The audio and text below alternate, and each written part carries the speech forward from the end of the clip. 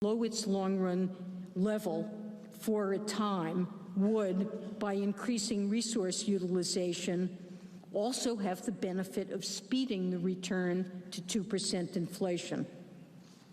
Finally, albeit more speculatively, such an environment might help reverse some of the significant supply-side damage that appears to have occurred in recent years, thereby improving Americans' standard of living. Consistent with the inflation framework I've outlined, the medians of the projections provided by FOMC participants at our recent meeting show inflation gradually moving back to 2%, accompanied by a temporary decline in unemployment slightly below the median estimate of the rate expected to prevail in the longer run. These projections embody two key judgments regarding the projected relationship between real activity and interest rates. First, the real federal funds rate is currently somewhat below the level that would be consistent with real GDP expanding in line with potential. This implies that the unemployment rate is likely to continue to fall in the absence of some tightening. Second, participants implicitly expect that the various headwinds to economic growth that I mentioned earlier will continue to fade, thereby boosting the economy's underlying strength. Combined, these two judgments imply that the real interest rate consistent with achieving and then maintaining full employment in the medium run should gradually rise over time.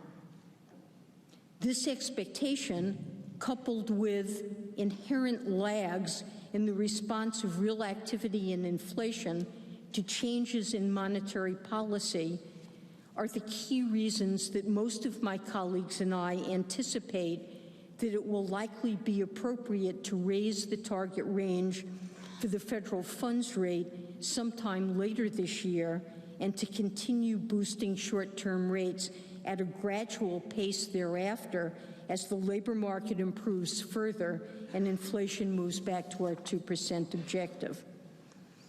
By itself, the precise timing of the first increase in our target for the federal funds rate should have only minor implications for financial conditions in the general economy.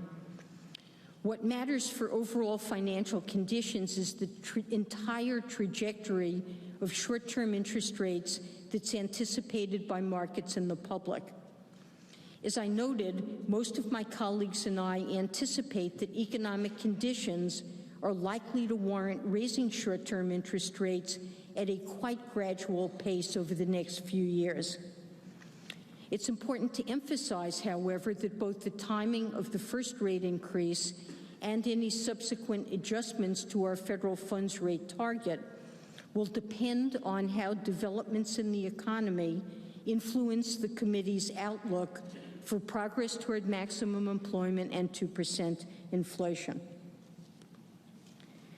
The economic outlook, of course, is highly uncertain, and it's conceivable, for example, that inflation could remain appreciably below our 2% target despite the apparent anchoring of inflation expectations. Here, Japan's recent history may be instructive. This figure shows that survey measures of longer-term expected inflation in Japan remain positive and stable, even as that country experienced many years of persistent mild deflation. The explanation for the persistent divergence between actual and expected inflation in Japan is not clear, but I believe it illustrates a problem faced by all central banks. Economists' understanding of the dynamics of inflation is far from perfect. Reflecting that limited understanding, the predictions of our models often err, sometimes significantly so. Accordingly, inflation may rise more slowly or rapidly than the committee currently anticipates, and if such a development occurs, we would of course need to adjust the stance of policy in response. Considerable uncertainties also surround the outlook for economic activity. For example, we cannot be certain about the pace at which the headwinds still restraining the domestic economy will continue to fade. Moreover, net export